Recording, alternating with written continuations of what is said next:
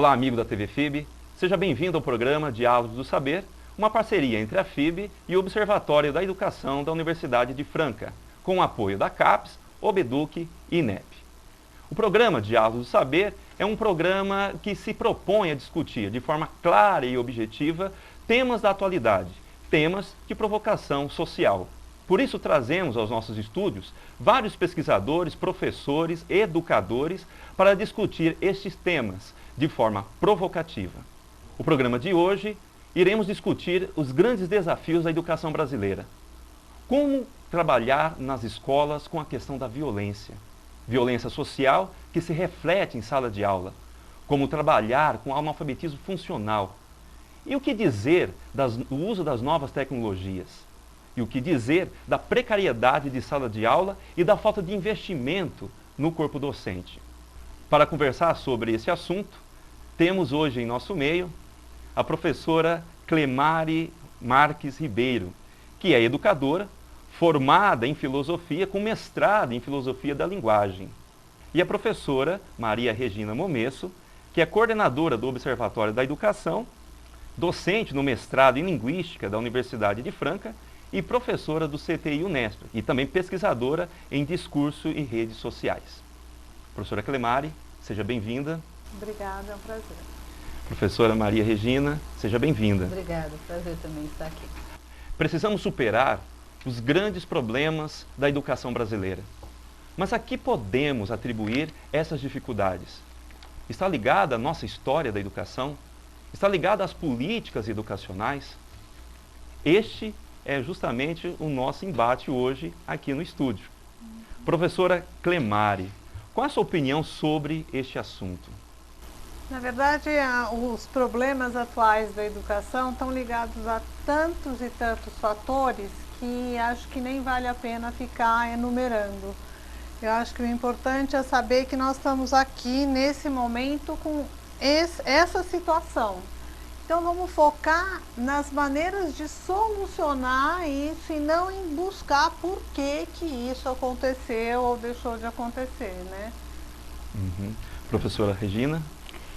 Como diz a nossa colega professora Clemari, há inúmeros fatores e dentre eles, um dos fatores que eu acho que contribui bastante para a educação estar como está e de certa forma as dificuldades sempre existiram, é que muitas das vezes não conhecemos as condições em que isso acontece realmente, né?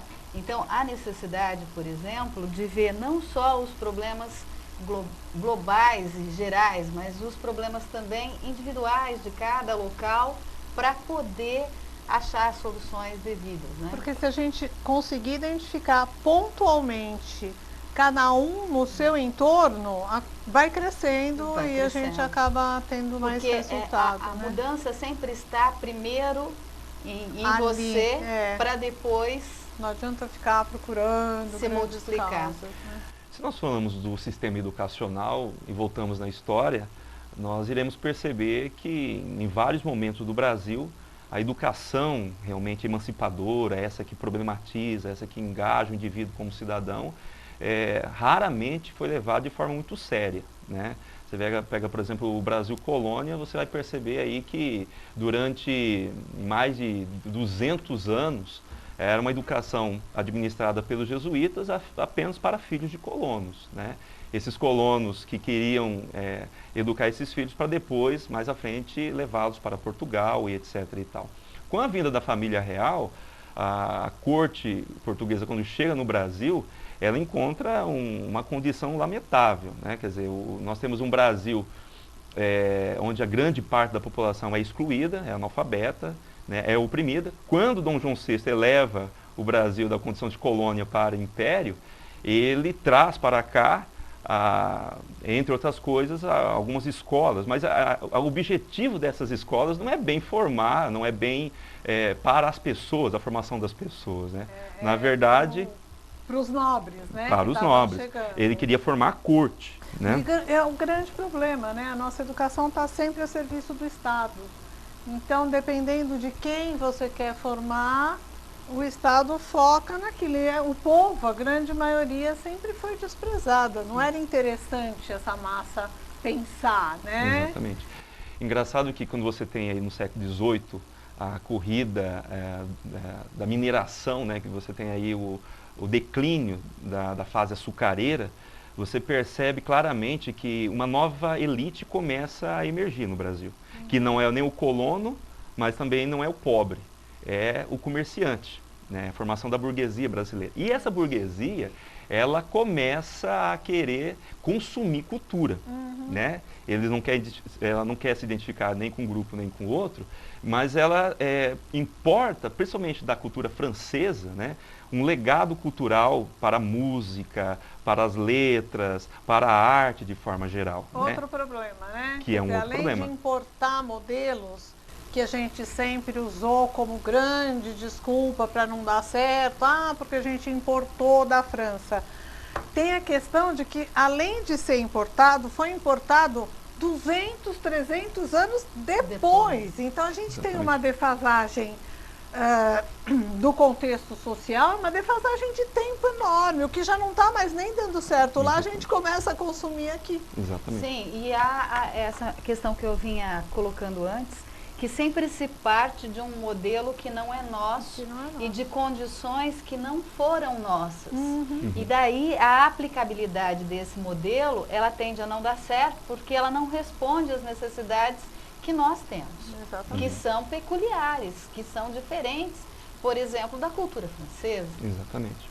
Um dos problemas da educação no Brasil é a falta justamente da produção de um sujeito, da formação de um sujeito crítico, que tenha justamente essa noção pragmática, mas também além da ação pragmática no sentido de ser útil, né, para utilizar o conhecimento para aplicar para a vida, mas também temos muita dificuldade na elaboração das ideias, do pensamento.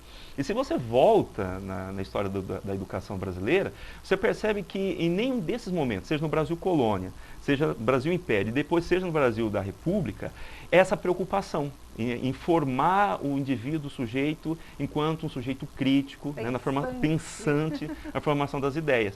Tanto isso é verdade que os estudos que se faziam em relação à educação eram muito voltados a descrever a nossa fauna, a nossa flora, né? A contemplação naturalista, né, do brasileiro, os corpos das índias, os corpos dos negros, toda essa educação naturalista. E aí criou esse pensador que não é um pensador, ele podemos dizer, um pensador descritivo e não reflexivo. Isso, exatamente. Né? E é isso que acontece com os alunos que chegam para nós. Né? Eles são ótimos descritores, mas eles não são capazes de refletir porque a gente tem uma tradição já de não reflexão, né? Eu acho que vai até além. Eles são ótimos reprodutores. Copistas, né? Reprodutores de modelos. E a questão do ser pensante e até da criticidade, eu acho que entra num problema sério de pensar o que é a crítica, o que é ser crítico. Na maior parte das vezes, os alunos, quando chegam na escola, eles entendem crítica como negatividade, como encontrar problemas.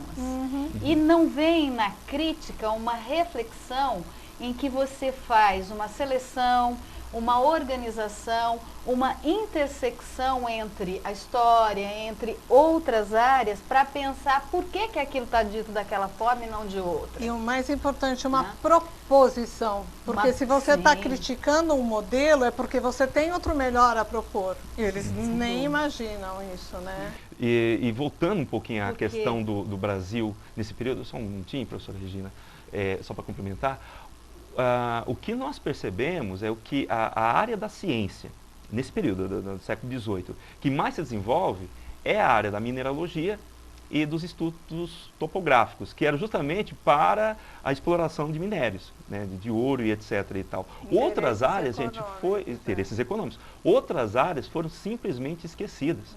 E mesmo depois, com o Brasil República, quando, por exemplo, em 1889, nós tivemos a proclamação da República, num censo feito pelos republicanos, o Brasil tinha 13 milhões de brasileiros, dos quais 80% era de analfabetos. Olha essa margem. Né? Quer dizer, em produção intelectual, em produção científica, muito pouco. Simplesmente nessas áreas que eu falei agora há pouco. Né? Nós tínhamos ali as escolas de direito, de medicina, né? A escola do Recife, por exemplo, que era referência, só que eram, na verdade, localizados geograficamente. Na verdade, a nossa educação tem uma história muito curta ainda. Isso, né? Exatamente. E aí, a partir disso, você vê que o que os republicanos fizeram? Bom, então, vamos abrir escolas Brasil afora, mas não na tentativa, né, de como estamos falando aqui, de emancipar o homem brasileiro, mas na tentativa de alfabetizar as pressas para ter quórum nas eleições, para voltar em republicanos, para não voltar à monarquia. Tanto isso é verdade que 20 anos depois, quando fizeram outro censo, perceberam que ainda grande parte da população brasileira era de analfabetos.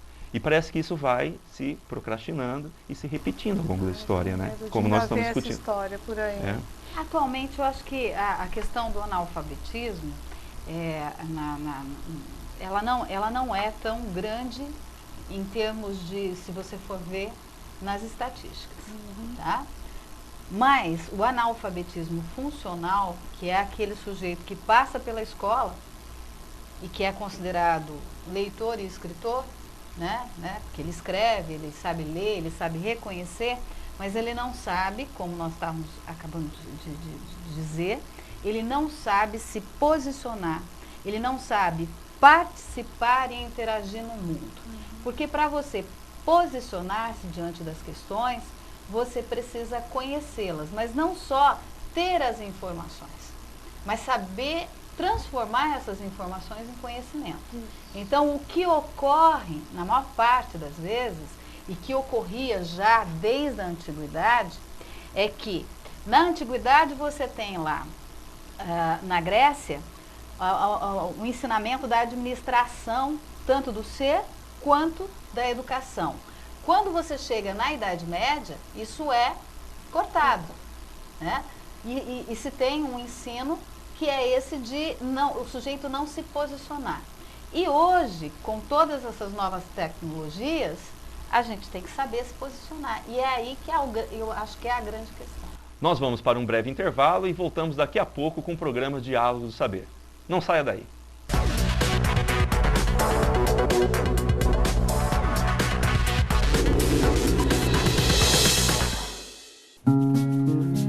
I'm on the road, and doesn't matter what they say, I never go astray. Pós-FIB, um futuro brilhante logo à frente.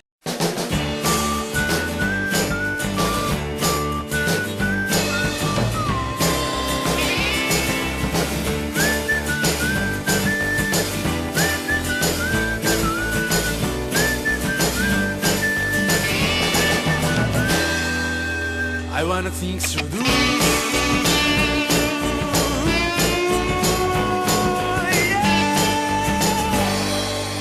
I wanna things to do.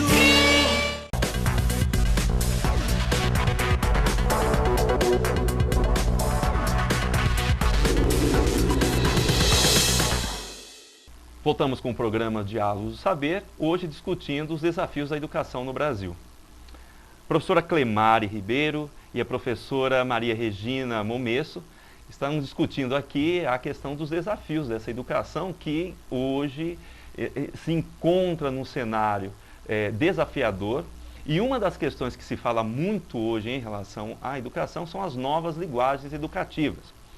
Veja, inter, trans, multidisciplinariedade, o uso da tecnologia em sala de aula e uma porção de outras linguagens educativas são hoje faladas, ventiladas, estudadas em vários meios. Mas se não trabalharmos de forma adequada com essas linguagens, podemos produzir grandes problemas, grandes equívocos. Professora Regina, ao seu ver, qual é a importância dessas novas linguagens educativas, mas também quais são os grandes riscos que nós encontramos nelas? A questão da emergência das novas linguagens, eu não diria novas, né? Porque, na realidade, o novo e o velho, eles estão sempre presentes. Se você for pensar, a questão é, se ressignifica muita coisa. Então, por exemplo, antes a linguagem jornalística se trabalhava de uma maneira. Com a introdução da internet, essa linguagem jornalística tem que se adaptar. Então, eu entendo que hoje a educação, com as novas tecnologias, tais como celulares, iPods, tablets, as telecomunicações, a internet, elas, de certa forma, não dá para a gente correr de tudo que está aí premente. Então, acontece como aconteceu com as pessoas idosas quando o sistema bancário se modificou. Então, antes se tinha os caixas, depois se passou a ter o caixa eletrônico e essa população, essa geração que não tinha qualquer contato com essas tecnologias, passaram a sofrer e a sofrer muito. Então, hoje na educação, nós temos sérios problemas com essa questão das novas tecnologias, porque de um lado você tem uma geração de professores que ainda está com aquelas tecnologias mais antigas, giz, lousa e a oralidade propriamente dita, tá? E de outro lado, você tem professores que têm esse conhecimento das novas tecnologias, mas dentro da sala de aula, cotidianamente, você tem alunos que estão com o celular, seja ele um aparelho mais sofisticado ou menos sofisticado, que tem acesso à internet, que tem acesso a uma série de coisas e uma série de linguagens, tais como a linguagem fotográfica, entre outras coisas. E ele sabe manipular muito bem isso. Então, e é interessante e compete com aquele professor que está falando lá na frente, né? Sim. E a minha grande preocupação é a seguinte: esse número de professores que você falou, que usam ainda a tecnologia do cuspo e giz, como eles dizem, né? Sim. Mas tem vários que são excelentes no cuspo e giz. Sim. Né? Então, e ao mesmo tempo eles ficam sem saber o que fazer. Eu uso um recurso audiovisual mal usado ou eu dou uma excelente aula expositiva. Então nós estamos com, os professores estão meio que na corda bamba. Né? O nosso projeto do Observatório da Educação, ele trabalha justamente com linguagens, códigos, tecnologias, práticas de leitura e escrita na educação básica, tanto o ensino médio quanto o ensino fundamental. E o que nós percebemos, tá? Que existe um fosso muito grande entre uma geração aqui que está com essas tecnologias e essa outra geração, como você diz bem, dá uma excelente aula. Mas o que adianta você ter um conteúdo formal maravilhoso se você não conhece a linguagem daquele para quem você vai dar aula?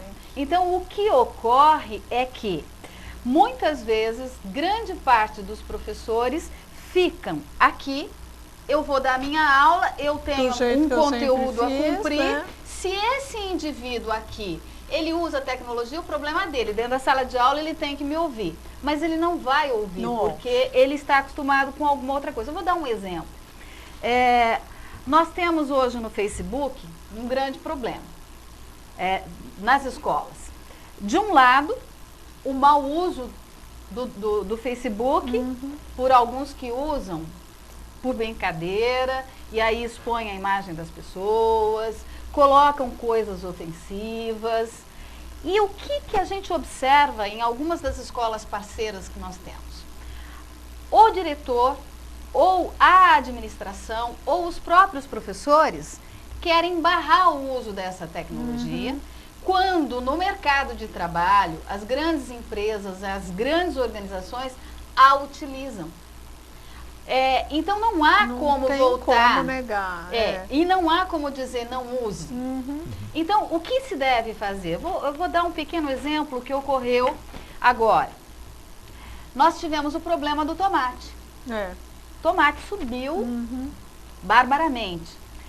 E nos Facebooks, era uma charge atrás da outra, muito criativa. Isso. Tratando da questão do valor do tomate. Politicamente, economicamente, filosoficamente. Isso. Então, o que esse professor que está aqui, dessa geração que não tem a tecnologia, precisa, de certa forma, fazer?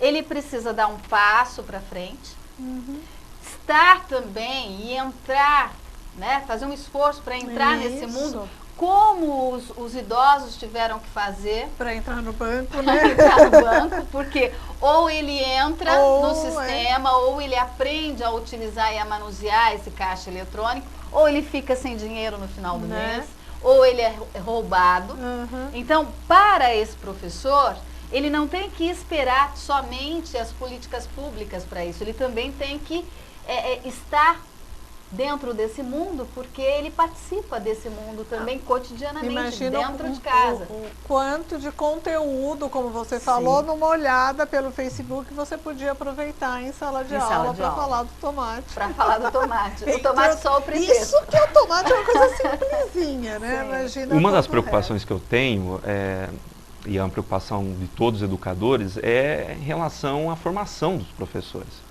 Na experiência nossa, será que o professor está sendo bem formado, bem preparado para o uso dessas novas linguagens? Então, tem muita gente correndo atrás, né? Ela tem um trabalho nesse sentido. Eu, na TV, através da TV Escola, que faz um trabalho amplo, há 10 anos já, para tentar instrumentalizar esse professor. Agora, A questão maior eu vejo da seguinte forma, Fauzi, e até nós discutimos muito no observatório, nas reuniões que nós temos. Eu volto a colocar a questão das condições de produção, de recepção, de circulação do conhecimento. O que a gente percebe é que, tanto do lado dos professores, quanto do lado de quem está formando esse professor, existem muitas políticas, muitos programas, e programas bons, como o da TV Escola, como o do programa do Observatório da Educação, tá? Mas o que ocorre? Talvez falte uma linguagem publicitária e talvez falte também algo estético, emotivo, atraente, motivador, que toque esse professor. Porque ele está dentro de um sistema que ele está acostumado a justificar o porquê não pode fazer, ou porque ele não consegue fazer. E em cima dessas justificativas que já existem e que já são, acontece que esse programa, ou o programa do observatório, ou o programa da rede escola, acaba entrando dentro dessas justificativas. Não temos tempo, falta... Não pega, ou não tem aparelhagem, tem mil desculpas. Na verdade, a questão ela é muito mais ideológica, a resistência pela ignorância, do que propriamente pela falta de equipamento, a falta de estrutura. Eu acho que existem várias coisas. Existe a questão ideológica, existe a questão cultural, a questão econômica, sem dúvida, porque ainda falta eu não ganho pra muita isso, coisa. Discurso, né? E eu entendo também que na formação do professor, não sei se a professora Clemari vai concordar comigo, eu entendo que falta um olhar para a formação primeira ali, desde o magistério e depois na graduação, um olhar para esse sujeito que vai para a sala de aula mais acurado e até mais valorizado. Porque o que ocorre? O professor, qualquer profissional, um arquiteto, por exemplo, se você vai pensar numa casa, você vai fazer uma consulta com o arquiteto, o esboço que ele faz para você da sua ideia, ele cobra. O professor que vai dar uma aula e que faz um PowerPoint ou que faz uma pesquisa, ele não cobra isso. Tá incluído. Ele não valoriza isso. E aí isso passa a ser uma coisa que não precisa ser feita. E isso é importante porque todos os países que conseguiram um desenvolvimento considerável em educação começaram pela valorização do professor. E Não das tem pequenas como, coisas. dos detalhes, Dos detalhes. sabe? Então você vai fazer o planejamento, você vai ganhar, mas você vai ficar aqui fazendo um planejamento super direcionado, completo, não aquele HTPC que o pessoal finge que está fazendo alguma coisa. Então, olha, né? em relação a isso, eu me lembro da escola padrão, que eram 20 horas para se pensar e 20 horas para dar aula. Aham. E outro dia, conversando com uma das diretoras da escola parceira, eu falei que eu acho que esse modelo é ideal. Importante é esse importante. momento só para pensar, E a né? diretora me diz assim, não, tem que continuar 33 horas aulas efetivas dentro da perdendo sala de tempo. aula, porque o professor, ele está acostumado a não trabalhar, então se ele ficar 20 horas para preparar a aula, ele não vai trabalhar, Que dó, ele né? vai conversar. Os próprios Então, professores há têm que se valorizar um pouco também. Há essa cultura e essa falta de valorização do próprio professor e da própria classe A em classe, relação né? ao colega. Eu tenho uma opinião sobre isso. Eu penso que hoje, na formação normal de professores, há uma má, vamos dizer assim, capacitação com o uso dessas novas linguagens. Hoje é uma tendência, inclusive de aligeirar a formação do professor. Tirar o professor cada vez mais rápido da Porque faculdade. essas novas linguagens são Exatamente. muito rápidas, E o né? próprio mercado, né? Para o próprio mercado, tem né? que ser rápido. Veja, quem hoje escolhe ser professor, né? Quer dizer, cada vez menos pessoas. Então, há uma demanda muito grande, a necessidade muito grande no mercado de professores, e isso se reflete realmente na formação aligeirada, né? E aí nós temos um déficit muito grande na capacitação desses novos docentes.